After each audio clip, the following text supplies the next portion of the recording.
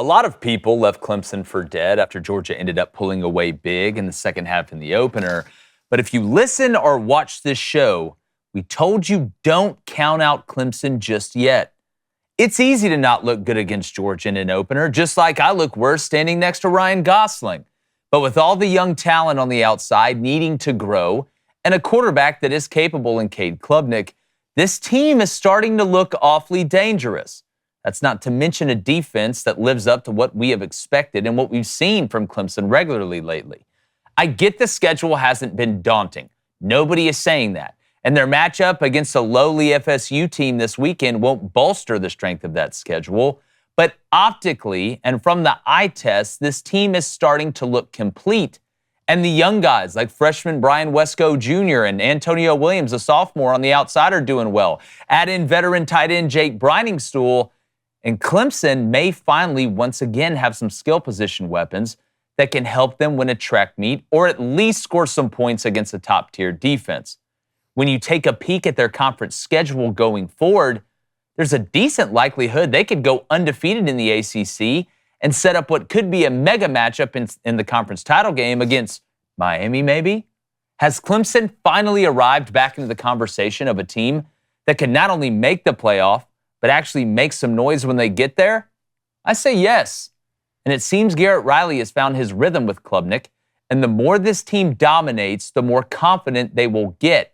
And that in itself should send a cold shiver down the spine of whoever they may face going forward, regular season or postseason. David Cohn knows a little bit about the postseason, playing at Michigan, former quarterback there. My brother knows about posting about this season, former Western State, Colorado wide receiver Blaine Crain. David, we're going to get into Michigan in a second. But when you look at what's going on in the recipe of Clemson and what we talked about even before the Georgia game, because a lot of the buzz coming out of Clemson was, hey, we got some of these young guys on the outside we're excited about. Antonio Williams is healthy now. But opening up against Georgia, that's not the time to put your best foot forward or maybe have your big introduction to college football. Not everybody's Ryan Williams. But now that they've gotten that confidence, we've seen them kind of take off. And you look at that defense, man, this Clemson team could cause some problems. As we sit here right now entering week 6, I like Clemson to make the college football playoff for several reasons. One, that defense is elite. We've seen that right off the bat. And defense travels from week to week. That's something that you can rely on in the middle of the season, even when you're not playing your best football. But then that offense that started slow has started to figure it out. Now, I get it that they haven't played world beaters. And if we hadn't seen them open up against Georgia, if they just opened with South Carolina, oh, they'd be a top 5 team in the country. They'd be top 3 in the country, and we wouldn't have as good of a sample size as we do now. So I understand some people's reluctance, but it's always better to lose early in the season than it is late. They lost to Georgia, and keep in mind, that's not a conference loss. And their in-state rival at the end of the year, South Carolina, who's starting to look good too, that's also not a conference game. So you could find yourself in a situation where you're 10-2, or maybe even still lose one conference game. Maybe you're 9-3, but all of a sudden you find yourself in the ACC championship and then it's a game, must-win. Win that, and then you're not only in the college football playoff, you get a first-round bye. But let's just say they don't win the ACC and they have to get one of those at-large bids. Still, I like their chances moving forward. Florida State, I mean, it's honestly kind of sad in Tallahassee now. Now, Clemson can't look past them. Florida State, I still think at any moment can rise up and still play some good football, but right now it's looking sad down there. So I like Clemson to go on the road, beat Florida State this weekend. I kind of like them to beat them big. And then Louisville, that's going to be a heck of a game, but I didn't see anything from Louisville against Notre Dame that made me say, okay, they're ready to take the driver's seat right now. And just keep in mind, like we've talked about all season, Clemson and Miami don't play in the regular season. So those are a few factors why I like Clemson right now to make the college football playoff. But another one is this Big 12 versus ACC conversation we've been talking about all summer long. Can one of those conferences get multiple teams in? I don't think both will. And right now, with the way that the Big 12 has been playing, I don't think that conference gets multiple teams in. So I like Clemson either to win the ACC after what we saw with Miami and Virginia Tech a week ago, either win the ACC and get that automatic qualifier, or more than likely play Miami in the conference championship, maybe lose a close game and get one of those at-large bids. And I actually want to bring up that Clemson versus Miami point here in a second, David. I think it's a really good one. But Blaine, David alluded to something too earlier. There's not a better time to lose than the first game of the season out of conference, not just with the new playoff format, But in general, right, there is kind of a recency bias, and the committee who's going to make these decisions understand that teams evolve going forward. But when you look at Clemson overall, and if Klubnik can continue not only with his arm, but with his legs to play well. In that Louisville game, Louisville turned the ball over. You turn the ball over against this Clemson team, you're going to lose. How do you feel? Is Clemson the best team in the ACC right now? I think you could put them up there with Miami as one of the best. But how much have we really learned about Clemson since that Georgia game? I mean, you played App State and NC State teams that is not good. We know that. And a Stanford team that is mediocre. And you go through their schedule right now, and I'm pretty sure the best team they will play will be South Carolina at the end of the Or at Pitt. Or at Pitt. But right now, I think South Carolina is a better football team than Pittsburgh. I think this tells you more about the schedule and what Clemson can do than who exactly Clemson is. I think Clemson is a good team, but I don't think we know how good they are. You got beat to sleep 34-3 against Georgia, and we just saw what Alabama did to Georgia's defense. Georgia's defense is not the same as we're used to seeing. I think the ACC is down. All right, I think Clemson is a good football team, but right now when I look at the ACC, I don't see a national champion in this conference, same as the Big 12. It is slowly turning into the Big 10 SEC matchup with the best teams that you're going to see in the playoff. The one big thing I look at this, and we talked about this with the Clemson team, how can Cade Klubnik grow? All right, and I think we're seeing that. I was seeing that with confidence and comfortability in the pocket from a read standpoint, knowing when to take off, and a lot of design runs, which Cade is good at. Look, I know defense travels, but that defense didn't travel week one. Neither side of that ball did. So until I see Clemson play somebody with a pulse, I'm not going to get too hyped up. Well, I disagree with you. I think the defense traveled for Clemson. The defense was the only thing that kept him in the game. The problem was the dam broke. Like eventually when you play a team like Georgia, defensively, you're going in there at halftime, it's 6-0. Yeah. You're like, hey, guys, and defenses, and you can have great team culture. I've been on these type teams where the offense is awful and they're not going to score. It was like that crept into the back of the mind of Clemson's defense as that game went on. And when Georgia made it 13-0 or whatever, that might as well have been 35-0. And then Georgia got the momentum going forward. My question, I've been high on Miami this whole time because I believe Cam Ward and Restrepo have a better connection than AT&T in a rich neighborhood. But when it comes down to a team that can win a national championship and schedule, who is Miami beating? How can we sit here and say Miami we know is better than Clemson when there's questions on defense, right? If USF could throw, they had guys wide open, but they couldn't throw. It hurt them against Alabama too, if we're going to bring that up. But how can I, on one hand, with an honest, full evaluation, say, man, Miami is so much better than Clemson. Why? Because you beat Florida?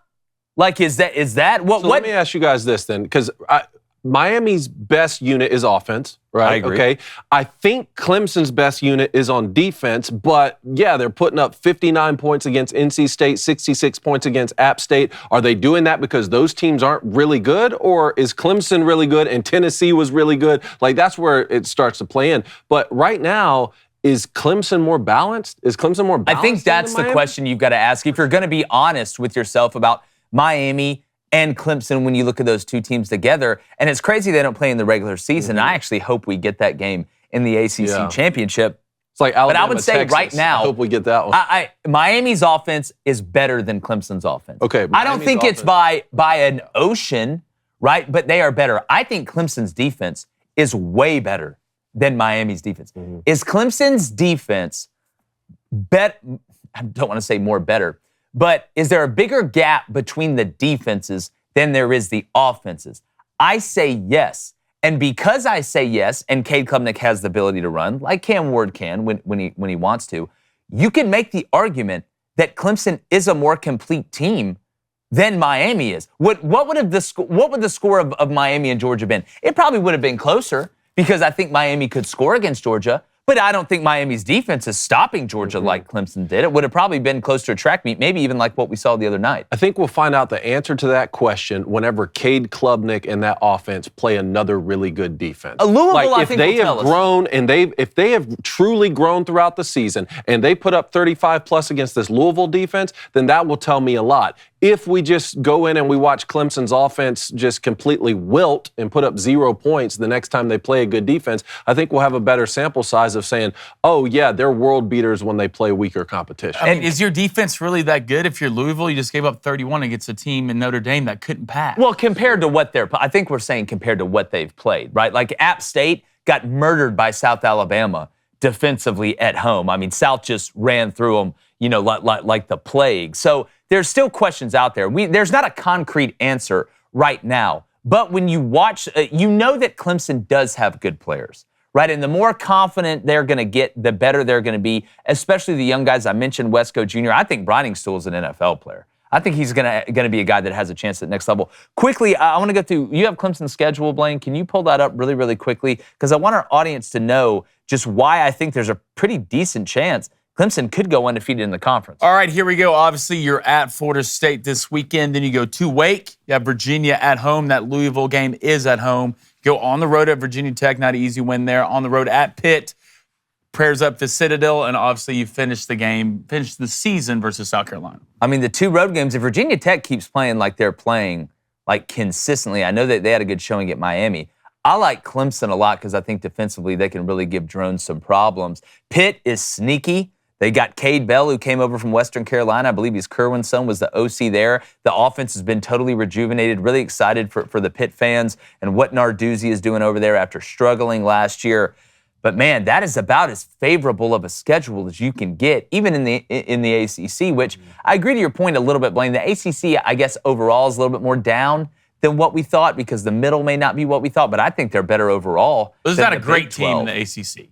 No. There's not a great team. Not yet. Not yet. Not somebody we can look to and say, man, if a team outside of the Big Ten or the SEC is going to win a national championship, it's definitely going to come out of the really, ACC. what's cool is like you can find fault with almost every team around the country, and now Georgia has a loss, but they did come back against Alabama, which kind of made Alabama look bad in the second half. Texas starting quarterback is hurt. We hadn't seen the Buckeyes play anyone. Oregon has. So all around the country right now, there's questions, which I think is good for college football. And I do want to say on the Big 12's note, if Cam Rising comes back and is healthy, I think Utah could be a problem. But are they going to lose too many games before he comes back, or is he ever going to come back, or whatever? You can't trust him because the man's been hurt 75% of the time the past Which 2 I will years. say this, too. Isaac Wilson, he can play football, man. He's the kid is good. Like Utah is fine with him for the future. He does some really and good BYU's interesting. Some of those turnovers are just a true freshman having to go out there and start. And I've thought about this. Cam Rising's not playing because of a finger. I don't know. Hand. Well, he has a. If you look, he has a cast on his finger,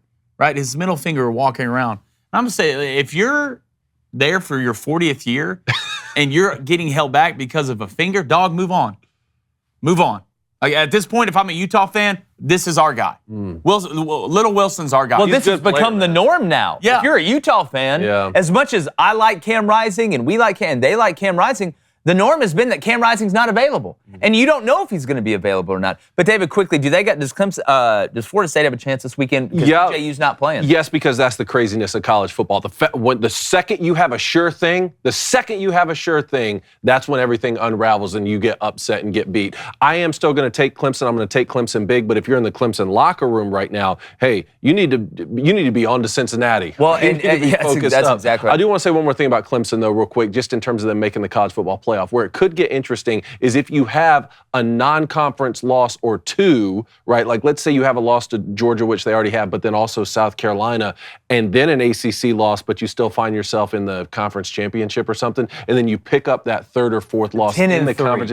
That's where it starts to get dicey. Like that conference championship loss that puts you at 3 or 4 losses, that's where it gets interesting. Well, and then you got to look at Notre Dame too, right? I know. Like you've got to look at Notre Dame and see if they're going to be a team that's able to go 11-1 and get their way in there, because I don't think 10-2, as bad as the committee wants Notre Dame in there, is going to put them in.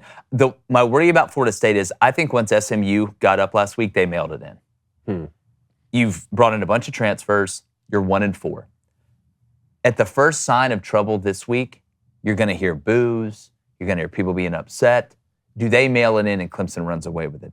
That would be, if I'm Mike Norvell, you got a lot of stuff to worry about, ton of stuff to worry about. But that would be number one on my list. Like, how long can we hold the rope? Right? If it's going good, you're going to be able to stay in the game if it's a close game. But what if Clemson comes out and gets up 14-0? And then all of a sudden it's here we go again. And that malaise sets in on the sidelines.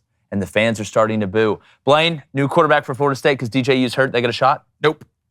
It's going to be tough. I don't think so. I don't know how. After the Kentucky Ole Miss game. Well, I feel like that Florida State might get up for this game. If there's ever a game you could turn around a season, it's beating a big dog like Clemson. And they'll be in Doak Campbell. But I think it's right now, Mike Norvell's in trouble.